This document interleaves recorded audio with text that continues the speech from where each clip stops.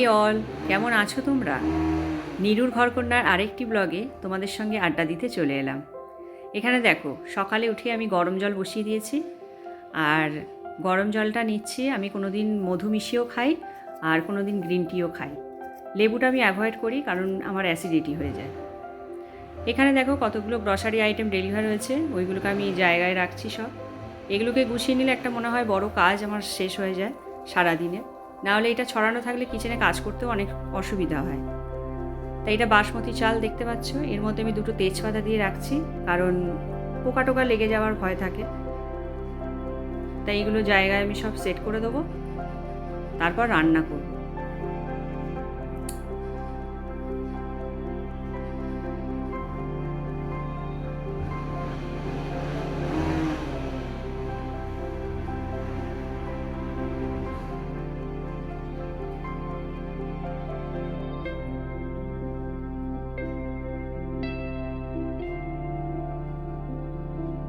আজকে আমি বাঁধাকপি করব, তাই বাঁধাকপিটা খুব ভালোভাবে কেটে নিচ্ছি।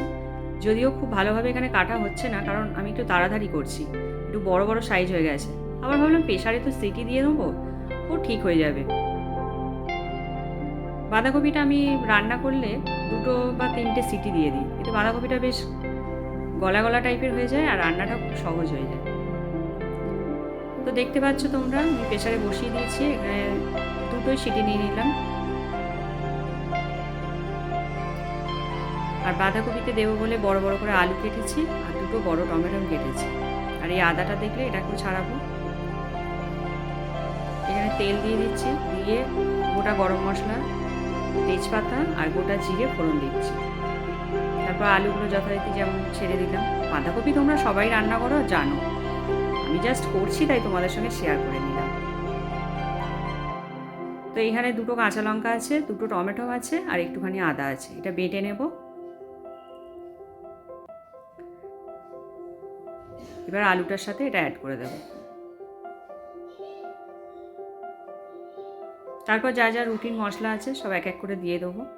হলুদ, জিরে, ধনে, কাশ্মীরি লঙ্কার গুঁড়ো, লাল লঙ্কার গুঁড়ো, আর হলুদ, আর একটু মিষ্টি দিয়ে একটু মটরশুঁটি দেবো, আর সেদ্ধ করা বাঁধাকপিটা অ্যাড করে ভালো করে কষিয়ে নামিয়ে নেব।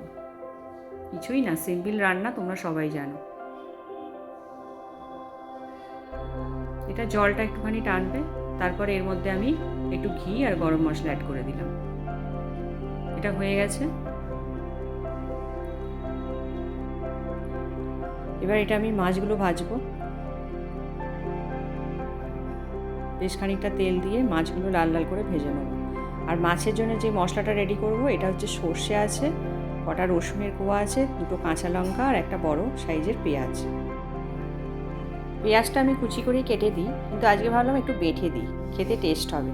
আর এখানে দেখছো তেলের মধ্যে একটু কালো জিরে ফোড়ন দিলাম, আর পুরো মশলাটা দিয়ে হালকা একটু নাড়াচাড়া করে নেবো, কারণ এতে সর্ষে আছে তো, বেশিক্ষণ কষাবো না।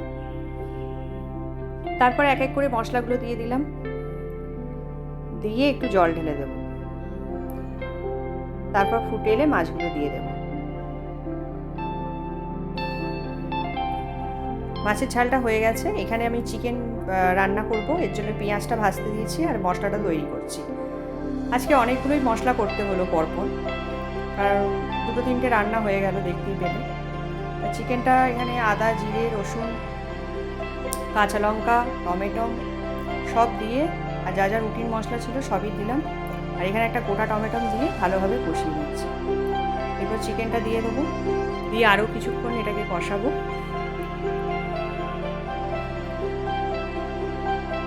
এটা কষানো হয়ে গেছে। এরপর এতে একটু গরম জল অ্যাড করে দেবো।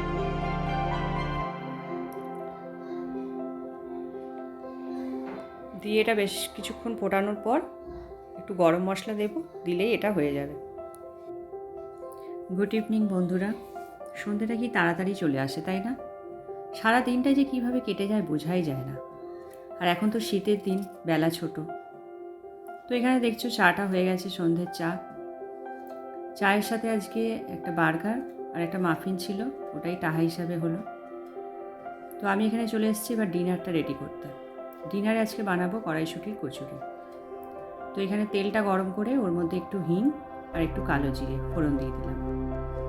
তারপর কড়াইশুঁটিটা বেটেছিলাম, একটু আদা, কাঁচা লঙ্কা এসব দিয়ে বেটে এটাকে একটু ভালো করে নাড়াচাড়া করে শুকনো শুকনো করে নিতে হবে। আর এটা আমি অ্যাড করছি একটা ভাজা মশলা। এটাকে একটু টাইট বানানোর জন্য আমি এখানে 2 চামচ ছাতুর যে আটাটা হয় ওটা দিয়েছি। দেখছো খুব সুন্দর রেডি হয়ে গেছে। ময়দাও মেখে নিয়েছিলাম আগে আমি, এবার এক এক করে এটা বানাবো। তোমরা কে কীভাবে কড়াইশুঁটির কচুরি বানাও অবশ্যই শেয়ার করো। সবার রান্নার পদ্ধতি আলাদা আলাদা হয় আর সবার থেকেই নানা রকম টিপস পাওয়া যায়। তো এবার আমি এটা এক এক করে ছেঁকে নেব। ওইদিকে আমি তেলটাও বসিয়ে দিয়েছি, তেলটা গরমও হয়ে গেছে। সত্যি কথা বলতে কড়াইশুঁটির কচুরি যে যেমনভাবেই বানাক আমার মনে হয় খেতে শীতের দিনে বেশ ভালোই লাগে। আর আমার এই কড়াইশুঁটির কচুরিটাও আজকে খেতে খুব সুন্দর হয়েছিল। বন্ধুরা, সবার লোভ লাগছে কি না? তাহলে সবাই একটা কাজ করো, বাড়িতে যে যার বানিয়ে খেয়ে নাও। কচুরিটা সত্যি খুব টেস্টি হয়েছিল।